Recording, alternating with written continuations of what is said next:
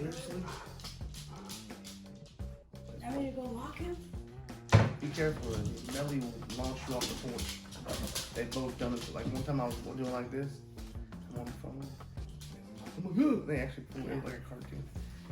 Oh my gosh, you guys look so cute. A little more this way. There we go. Stop. Melly, stop.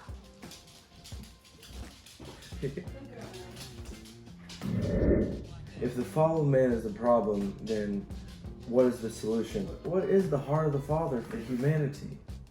You know, like what in the world is his goal with us outside of restoring people back to him? Like once we're restored back to him, what is the full purpose and potential that we have? Like the gospel in a nutshell is just who he is to me and who I am to him. Right.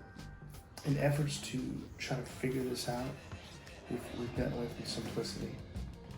You know what I mean? And so the heart of the Father is this, the heart of the Father is this. Well, it's power, signs, and wonders, which are amazing, you know. Or it's heaven, or it's, you know, to not have a bad life, or it's to straighten out my spouse.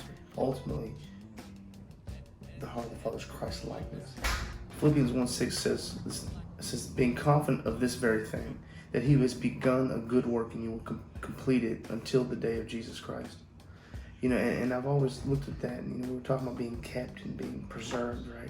He says he'll complete it until that day, not on that day, not you know, until we get there. He says until that day, like from this day until. And it's a beautiful thing to me. Like being kept is like a really good thing. No doubt. You know what I mean? What he has done is sufficient for us to meet the standard all the time. Mm-hmm. His grace is sufficient to strengthen us to do what we just can't do on our own. A humble submission is the key to being successful and being consistent in this lifestyle. Yeah. We are all called to multiply the image of love. Absolutely. And if we're all called to multiply the image of love, and then we read 1 Timothy, he says that literally the goal of his instruction is love. Right. So if the goal of his instruction is love, and we submit to his instruction, then we're going to meet the goal. Right. We're going to become love. The fruit of what your obedience looks like is love. The Father says that I'm going to love you first. I'm going to show you how it's done so that you can be effective and efficient and loving just like me. So that his image, so that his heart can be multiplied. He wanted to fill the earth with love and do it with love. The simple gospel, right? Jesus says no greater love than this, that one would lay down his life for his friends. Jesus, he modeled submission by laying down his life for his creation, that we would have a example to follow. Yeah. That takes a tremendous amount of humility. The beauty of the good news, right, is that, man, he gives us a new nature, he gives us a new heart, he gives us this new perspective, but this heart of compassion for people that otherwise you would just turn away from or punch in the face or whatever. You know, the Father's heart is that we love as he loved. How he loved is how he sent his son. He sacrificed everything. Scripture says while we were yet his enemy.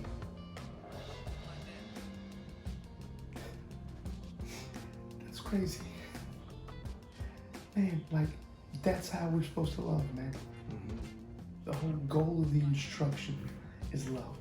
From a pure heart, clean conscience, and a sincere faith. In 1 Corinthians 13, he says that, you know, he says that love bears all things, believes all things, hopes all things, endures all things.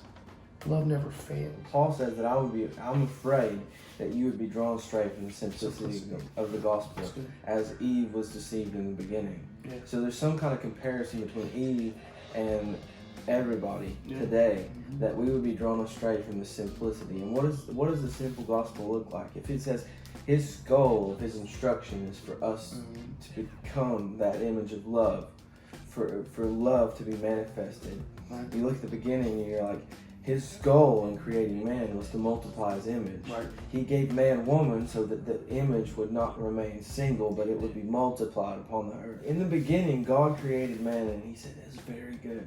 Yeah. Yet, we ate of the tree of the knowledge of good and evil, things changed. Eve was deceived and things changed. Right. At that point, we began to see things way different. That's what Paul's saying. Look, the simplicity of the gospel is not found in a perspective that you see after the fall. I can explain that Jesus died for our sin, died to remove it, and all that's amazing. He rose, and then he poured out His Spirit, lives in us.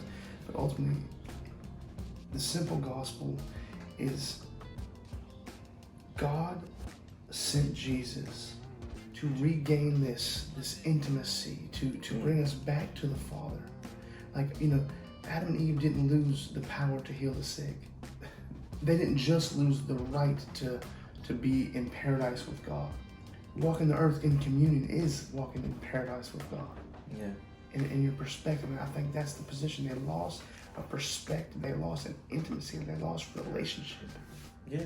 I mean, we look at Jesus and we see someone who casted out devils, who raised the dead, who healed the sick, who cleansed the lepers, who did all these amazing miracles, turned water into wine, walked on water. Yeah. Like, he had peace in the midst of the storm. Is that the product of what the Father in His heart intended in the beginning to be produced?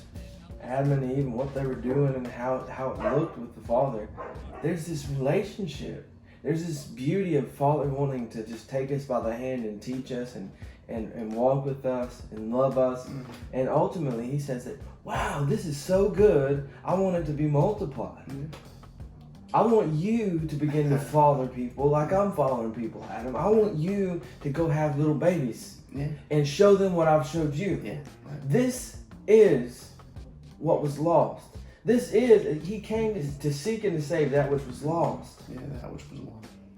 It's not like all of the things that we do, all of the miracles and all the things that's part of our life in the kingdom. Yeah. Is only to draw people back to this place of intimacy. Right. And that's good news, bro. Simple. That's the simple. Come on, dude. Yeah. I love it.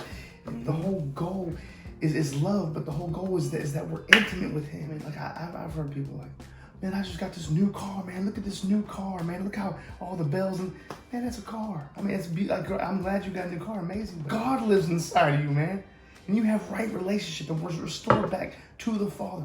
And you're not going to tell nobody. We know the simplicity is love. We know the simplicity is obedience. We know the simplicity is walking like He walked. But the simplicity it only manifests through holding hands with Dad and walking with Him and being taught by Him and being fathered by Him every day and just growing with Him. Yeah, like there's just this heaviness that comes with so many details. So the things that we focus on sometimes brings more of a focus on details, and it distracts us from the simplicity. It's ultimately it's the way that seems right unto man that ends with death. Yeah. And not just death of this physical body, but death of your eternal purpose and your potential here on earth. It strips away what you have been created to be because there's so many distractions, there's so many questions that you just can't walk. We're going to walk by sight and not by faith. We're not going to meet the goal. It's true. The love is not going to be revealed. And it don't matter where you're at today or what you're going through or how well your day's going. Like, being His love is made possible by receiving His love. People say, well, I have a hard time receiving, right? Or I don't know how to feel His love. Like well, it's simply as saying, okay, Father, I know that you died for me. I know that you love me.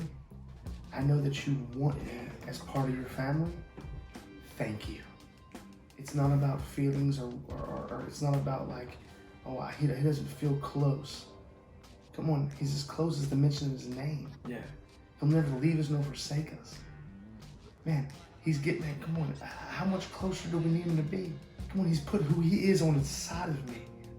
He lives in me, man. Yeah. And so it's just this idea of thank you. I love you. Like you walk up to the cliff, and what it looks like to receive God's love is to submit to Him and just literally fall into His arms. Right. Fall in love with God. Yeah. Man, just look. It says, all that the Father gives me will come to me. Yeah. So has the Father given you to Jesus? Well, you feel like coming to him today? He says, all that the Father gives me will come to me. Right. So the call is there. Yeah. Will we heed to it? Will we submit to his love and just fall in love with him?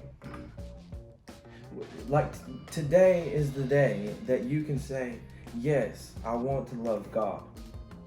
And literally the only thing that can come against you at that point is questions that need no answers. Right. When you fall in love with God, those questions will fall away. And I just want to encourage that, you know, you don't have to find anybody to lead you in a prayer. You can just simply say yes.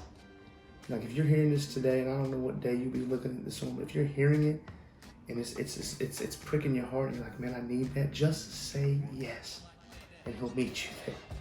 I promise. He says he will teach us, he will remind us, he will correct us, he will convict us. The promises are there. As you study who Jesus is and who you are to him, you will see the simplicity of this thing play out in your life, and you will see his love dwell up in you, and you will begin to manifest his intended purpose, and you will begin to walk with him.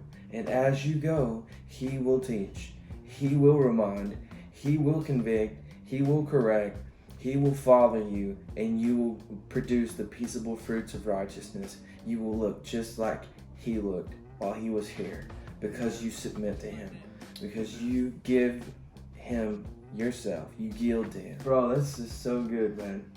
The simplicity of this thing is what makes it possible. So if we got any questions or anything, anybody's got like concerns, well, that's not what I've heard, well, I would, you know, like that's not what my preacher said or whatever. Like, I don't know your preacher and I don't know what he said.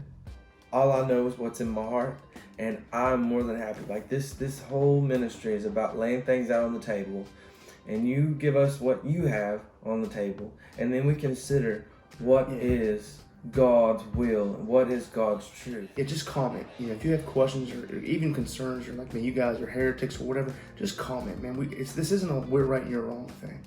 This is, man, we're the body of Christ. we want to hash out what it looks like to walk as he walked.